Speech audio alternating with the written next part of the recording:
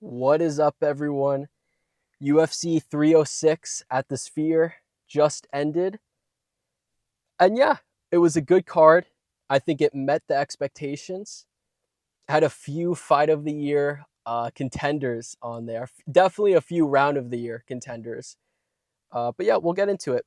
Starting off, main event, Merab defeats Sean O'Malley by unanimous decision 48-47 and takes the belt from Sean O'Malley and ends the Sugar Show. What did I think of it? I thought that was a good fight.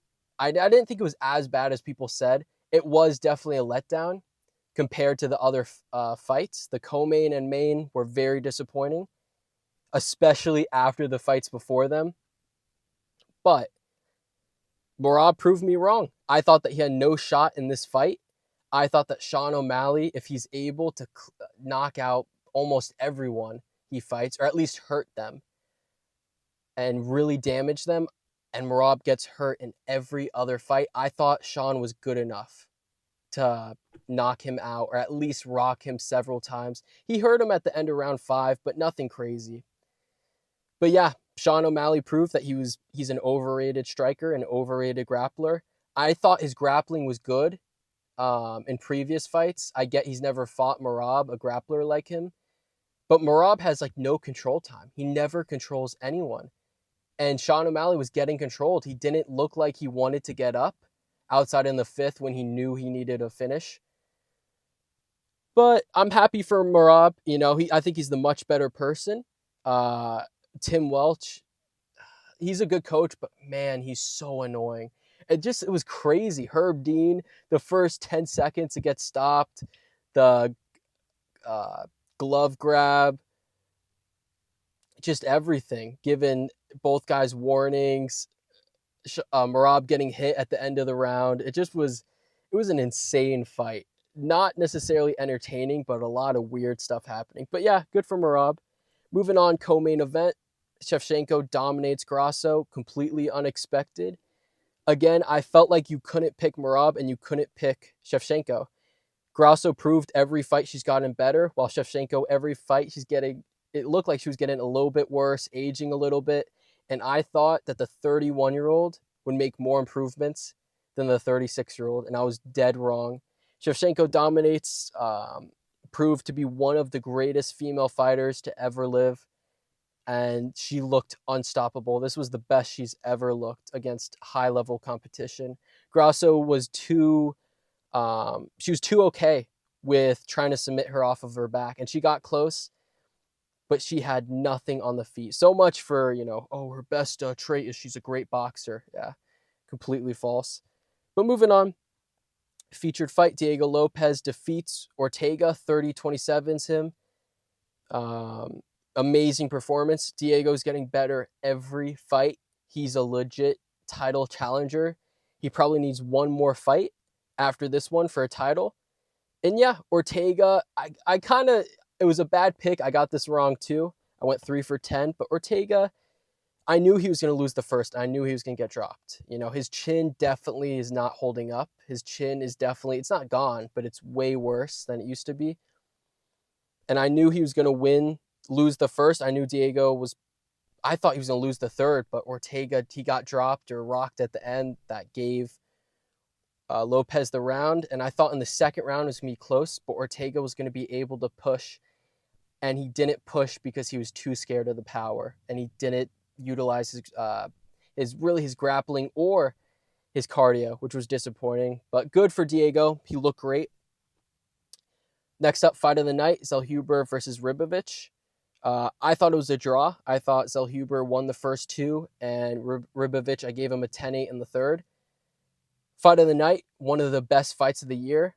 And, I was happy that Ribovics won. I got this one wrong too. But, so he was cheating. He was doing the John Jones, extending his fingers despite the warning. He arguably should have got a point taken. And the fight should have been stopped in that third round. I don't know. It's crazy how Herzog stops the Cannonier fight, but lets this go on. Ruins Cannonier, ruins his career. The refs were definitely told before this, oh, let them die in there. It's just unbelievable. But great fight. Moving on, Osbourne versus Lazy Boy. I cannot believe that Lazy Boy did not tap and did not go out cold. First, he went out cold for half a second when he got knocked down. There was clearly a speed difference. And, he gets arguably 10-8'd in the first. But they don't give Osbourne a 10-8, but they give Rodriguez a 10-8 in the second. I mean, make it make sense. Osbourne, I get that his legs were gassed after that submission. But the fact that he never got his legs back, despite having over 10 minutes to recover, is insane. He showed he had one of the worst gas tanks I've ever seen. Not ever, but his gas tank was really just pathetic. And Rodriguez showed he had way more heart, the will to win. This was like the only fight where that Mexican fighting spirit came through. Next up, Aldana Dumont. Dumont dominates. Aldana looked like she's never fought before. That cut was nasty. But, I mean, again, I knew that she couldn't check leg kicks. But, man, so much for Mexican boxing. Yeah, she looked horrible. She looked like that she was mocking boxing, by doing the Ilia Topuria stance. But yeah, she was winging punches, no setups. She had no footwork, couldn't check a leg kick. She looked horrible. And yeah, she completely washed. I think that she should retire. I don't think that she should ever fight in her life again. And yeah, it was a pretty bad display. Dumont looked decent, not the best, not championship material, but she looked good. And yeah, crazy cut. The headbutt that really ruined it for Aldana, because Aldana definitely had more power, without a doubt. But yeah, moving on. Torres versus Ignacio. Ignacio, first round TKO, looked like the better fighter. I thought that Torres had enough power where he landed, he's going to knock him out. But Ignacio, he ate the shots well. And Torres, he had no striking defense. He did not look that good. He looked overhyped. Ignacio proved to be the much better fighter. And yeah, impressive performance. Another arguable bonus. A ton of bonuses needed to be given out for this card. Next up, Van versus Edgar. Edgar looked great in the first round. Great leg kicks. Van was dominating in the second. Body shots nearly finished him. Until Edgar, he cheated. The spinning, I think it was spinning back elbow or whatever. He grabbed the fence to land it, to use the momentum. That should have been a point taken. That was ridiculous. I still gave Van the second round. But yeah, I really wanted Van to win. After this, Van needs to take a year off. He's too young. He's so chinny, and he needs time to recover. Very good that he got the win, but he needs to take a year off, improve his striking defense. But yeah, he looked good. Another arguable fight of the night. But moving on, opening fight, Rosas Jr.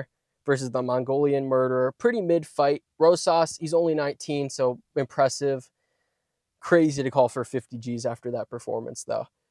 But he proved to me that he doesn't deserve a step up.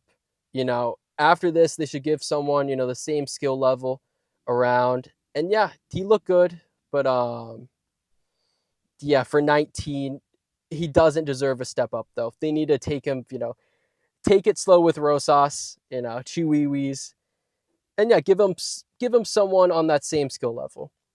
But yeah, that pretty much was the card. It was a good card. I think it lived up to the expectations. The Sphere, at first, the prelims, I was like, oh, this is awful. This is pathetic.